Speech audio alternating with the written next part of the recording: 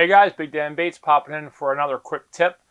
We have de-winterized the camper and we're ready to hit the road. In fact, this coming weekend we'll be taking our first kind of shakedown trip to a local campground down here at the Jersey Shore. We really like it. It's Driftwood 2. We did a review. You can look back at the videos. It's kind of a quiet. There's the big Driftwood, which is the big kind of party central, and then there's the little quiet on the back road Driftwood 2 that we like. And so we're heading out, and I just want to do a follow-up video to my last quick tip, which was using the drain weasels to get spider webs and stuff out of your propane blast tubes. And one of the ways you can kind of avoid getting into that situation is simply they sell a variety of these insect screens. You have little round ones for the furnace outputs. You have a various number of different sizes of big rectangles for water heater vents or things like that. And they even have these kind of long skinny ones for the refrigerator grills. In that video, I had opened up my refrigerator compartment, and that's something I did not really address last year when I had the spiderweb problems. And though the propane tube was clear, there was a lot of dust and dirt and cobwebs and dead flies and stuff back in that compartment. So in making this video about kind of pest proofing your vents, I definitely wanted to get the refrigerator ones. Now this is one kit of 3. This is the RS600 kit. I'll have all these links below. This is made for the standard Dometic refrigerator vent. And they are, let me say this, they're made for the Dometic refrigerator vent, but it's a generic radius, it's a generic cut, 20 inches, I think by 1.5 inches.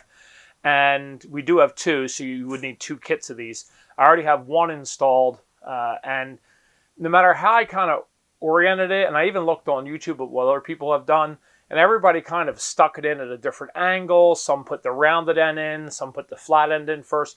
No matter what orientation I tried, there was no 100% coverage on this radius. There was always a little bit of exposure, but we'll go over that when we get outside. So I just wanted to talk about these, and there is a trick to kind of putting these on. So I'll refer to my little side camera here. These standard boxes and round bits, they go on with these little springs. So it's basically a spring coil, and it has these kind of hooked, boxed bits. Now one end of the spring barrel is clear, whereas the other end has that little cross member. And what that's for is you have this screwdriver. It's not a screwdriver, it's a push pin. It has this notch right here, and that notch is designed to grab a hold of your spring. Now what I've seen a lot of people do at different RV parks, and as I was talking to some people last year where we were camping about this whole process, I see a lot of this. They grab on to this part and they're trying to push this in and hook it, and this is sliding down and it's just not working out. So this cross member that's at the top of that barrel is how it's actually designed. It's designed for this to push through. If I can see what I'm doing here so I can show you. It's designed to push through and grab a hold of that crossbar. Now when you push on it, the whole unit's moving out in a straight orientation here for easy grabbing of whatever's behind there. So when we do this, the end that has that little crossbar is going towards the camper, whatever lattice, cross member, whatever we want to hook this to, that cross beam goes towards the camper. The barrel that's empty hooks onto your screen. So I want to take this little guy here and go back to my close-up camera just to show you kind of a blown apart diagram, so to speak. So this has the, like I said, this has the spring already hooked on. You feed it up and through and it gets hooked onto here. So then this feeds through the screen. I'm not going to use that spring. I'm going to use this spring just to show you. So if this spring with the open end, that's what we'd reach in and hook. But just for the sake of demonstration, this goes through the mesh and then up inside that barrel, and then coming out and grabbing a hold of that cross member. So that now when you put this up to the RV, when you push that out, see it's going out nice and square, then you can manipulate it to hook it around whatever it is you have to hook it to. So I just wanted to kind of touch base on that. I've seen some wonky installs of these things, and then these aren't going to hold super strong to begin with. They're going to stay in place, but you can grab them and wiggle them. You can even pull them off. It's just a little spring hold in place, but it's enough that it's closing up these gaps. And if you trust that this screen's fine enough, it's going to keep out flies, bees, an average size spider. I don't know if it's small enough to keep out a gnat or a mosquito, but that's not what we're worried about, because those things aren't causing problems on our interiors. So, and nothing that they're getting into actually has access to the interior. So I just wanted to kind of touch base on these few things before we actually head out and start looking at the application. Now, these for the refrigerator vents, these actually go on using little zip ties. They come with these little white ones. I actually have black ones I'm going to use so it's less conspicuous, because my vents are black or like a dark brown. So these simply attach, you put them in place, zip tie up through the screen, back down through the screen, and then around whatever cross member you're hooking it to, zip it tight. Typically 3, 1 in the middle, 1 towards each end is more than you need to hold it in snug. What I did on the one, and I'll show you when we get out there, that I already have done, is simply there was some gappage at these radiuses, and I just filled it in with clear silicone just to close that off, and it's good to go. So I just wanted to kind of touch base on some basics here before we actually get out there. It's an awkward angle, and when you're doing this, it's really not a clean shot to film. So I just wanted to get some close-ups here and kind of go over the basics. So let's jump outside, and I'll just real quick show you how to pop these on, and that's all there is. All right, so you see here the one's already installed, and even when they're installed properly, they got some move and wiggle, but they're going to stay in place to where nothing's getting in there. So here we have our spring already mounted in here. We're going to feed the screwdriver through the screen. We're going to grab that cross member, and then you're just going to push it and hook it back behind that little crisscross that was in there, and that's all there is. You can maneuver it around if you feel like it's not sitting in the center as you want it. Find your sweet spot, and that's it. It's going to have, like I said, it's going to have that play, but it's tight enough nothing's getting in there. Let's go check out the water heater. Now the water heater one, it's a larger rectangle. Come in a variety of sizes. This is a standard Dometic 6-gallon water heater. The 10-gallon one would have the same vent, but you want to measure to the outside this way and outside this way, because you want this to completely cover it. You don't want it sitting on it. You want it to be completely covered. So for mine, this standard size worked perfect.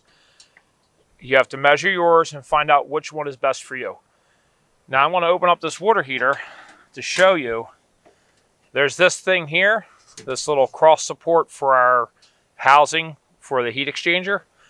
What you want to be careful is when you're hooking the spring, you don't want to hook it onto that because it won't let you open your door. So for the water heater, I'm going to get my springs in place, and then I'm going to actually open up the water heater to install this. So I got to hook my springs in again, the open barrel first. It just kind of hooks in, and then the barrel with the little spring coming across it goes down. So that's in place. We're going to stick our little push pin through the screen into the coil and grab onto that cross member. Now we're going to do one at a time here, so let me open this up, because what I don't want to do is grab that bar. So find your position, feed it through, give it a turn. I don't know how well the camera's picking this up, but I have that across 2 of these little vents and it fits perfectly. So now for the second one, with the one end, you can actually open this up a little bit to reach in here to hook your next spring in.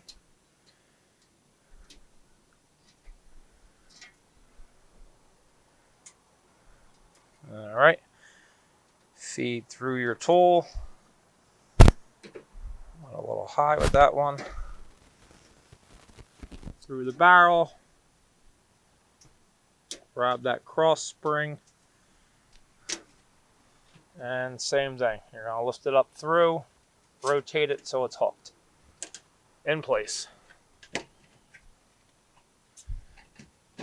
Now, if your water heater is like my water heater, this corner here always wants to be out. So this bug screen is doing its job, but you want to make sure that the rest of your seals around here are good and tight. So what I have to do before I close mine, I kind of have to shift it over and around and kind of hook it in and then close it. And that'll keep this end relatively closed. The easy solution to this is to go get some peel and stick weather stripping and stick it along this outer edge against the RV, or even against the little lip here, so that when this closes, it's forming a seal. That area around there doesn't really get hot, so you would be safe to do that. So let's talk about the refrigerator. All right, so here's the one I already did, and I don't know how well the camera's picking it up here, but the way these are rounded, they really didn't close up these very corners. So this is the one I had already done, and this is the one I haven't done yet. So I've seen people put the round end in this way, but see, it won't pull closed. So now you have to trim this because it won't lay flat without trimming these corners. And that'll give you mostly sealed, but now you're cutting this corner. And you still are going to have to put something down here because where that radius is, it's too sharp of a radius to match this grate, even though this is the Dometic that this one's made for. So what I did, when you look at how these vents are, it's like 2 separate layers of vent. It's just 2 rows of vents, but when you actually look in the front, it steps down. So it goes in, it's that first row of openings, and then it slightly steps down the second row of openings, and then underneath that, there's like a little lip. What I found to work best for the one I did is I sit the straight metal edge right on that lip, which gives me this nice clean angle. And this fills this in perfectly now, with the exception of these corners. That's not a big deal. A little clear silicone, you're 100% sealed off. In my opinion, putting this in, whether you want to stay up on that lip, I like being up on that lip, or putting it all the way in flush against the openings. Either way, this is going to mostly seal for the exception of the radius. However, if you don't use that lip, if you put it down all the way to the deepest part, you also now have a slight exposure along this edge where it kind of meets up, but there's enough of a room that something can get in there. So I would recommend for this, and you have to try it because every vent's molded slightly different. I would recommend putting this so when you're looking at the vent this way, this is the bottom of the vent, up top's the openings. There is a lip right here before you get up to those openings. I would sit that in front of that lip. If you're looking at it like this, front to back, I would put it in front of that lip and have it go up. So basically, you would slide it in on the bottom like this to that lip and then flip it up. So it's sitting on that lip. All right, so once you have however you figure out you want it and you're doing it and you're happy with the concealment, you hold it with your thumb on the one side. You have your zip tied on the other side. Now your zip tie has a flat side. It goes the whole length and straight up, and then the little part that locks kind of sticks off as a box.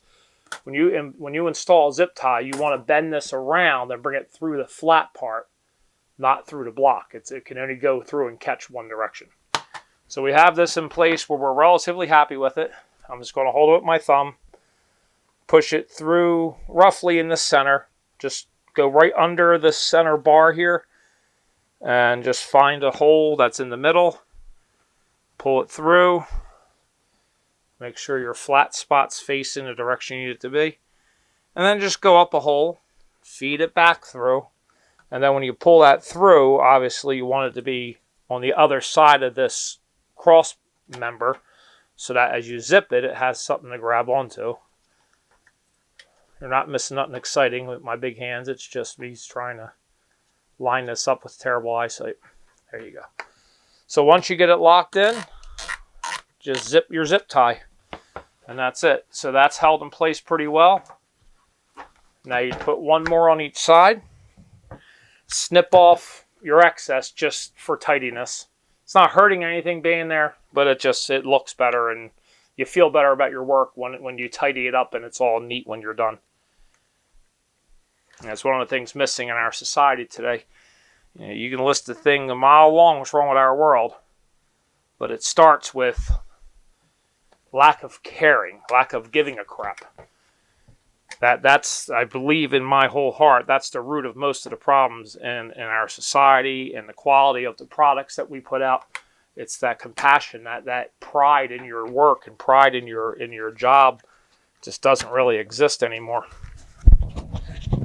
So little things like trimming that little flap, it just feels good when you look at it and there's not a bunch of straggly bits laying about. It just gives you some pride that you did a good job. Okay, that one's in. This is taking longer than it should. Again, it's giant hands in small spaces and terrible eyesight. But this probably won't take you this long to accomplish.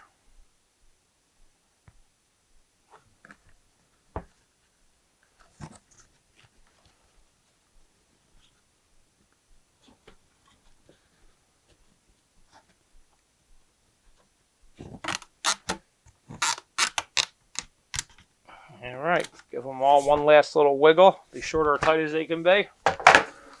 And there it is. That's all it is. It's 3 zip ties. I'll do the same thing I did on that one. A little clear silicone right here in these corners to make it perfectly shut, and we're good. Now, there is one caveat to this. So let's go back out to the refrigerator compartment. Because once you have these closed up, typically speaking, that refrigerator drain hose, when you look at the RV, it's usually like this. Usually it's just kind of hanging out 3-4 inches here. Well, obviously you can't push it through there now. So what we're going to do is we're just going to take it, kind of tuck it up in a way so it's always downhill. You never want it to come down and loop back up like that because water's going to get trapped. So we're just going to manipulate that hose a little bit, push it up so that it's always on a downward angle. We're going to hook the bottom in and we're just going to snap it right in one of these innermost blocks, and it's literally going to click right in and we're good. But let's go outside and I'll show you. We're back out here and this wind is whipping. It's really putting my little microphone sock to the test here. So I'm curious to see what this audio is going to sound like. So this is the hose. Normally this is sticking out and hanging out through that compartment. So this has plenty of slack to really stuff back up into that refrigerator coil. You only want it to be about here. So what we're going to do is hook the bottom of this grate. I'm using the one that's already complete for demonstration purposes. And the innermost box, one of the squares that are most inward, you're just going to take this. Did you hear that? It literally clicks into place. And as long as that's not laying over flat or like dipped down, you're good to go. Put your little clips back in. Lock them in place. That's done. So that refrigerator will still drain out of here without any issues.